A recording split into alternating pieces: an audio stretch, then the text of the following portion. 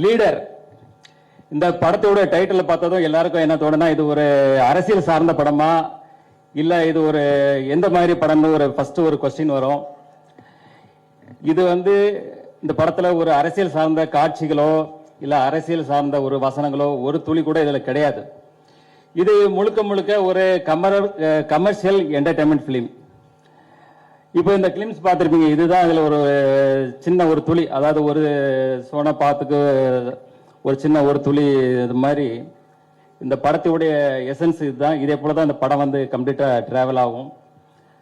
இந்த படத்துடைய ஸ்டோரி பாத்தீங்கன்னா ஒரு சாதாரண ஒரு இன்னசென்டான ஒரு அப்பா புள்ள, அவங்க ஒரு சந்தோஷமான வாழ்க்கையை வாழ்ந்துட்டு இருக்காங்க.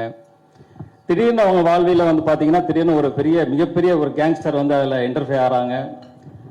அதுக்கப்புறம் நடக்கிற விஷயங்களை தான் நம்ம டைரக்டர் துரை செந்தில்குமார் அவ்வளவு அற்புதமாக இதுல திரைக்கதை அமைத்து இன்றைய தலைமுறைகளுக்கு பிடித்த மாதிரியான ஒரு திரைக்கதை அமைக்கிறோம். அதான் முக்கியம். இன்னைக்கு கதைகள் அதே தான் இருக்கும், இல்ல இயக்கங்கள் அதே தான் இருக்கும்.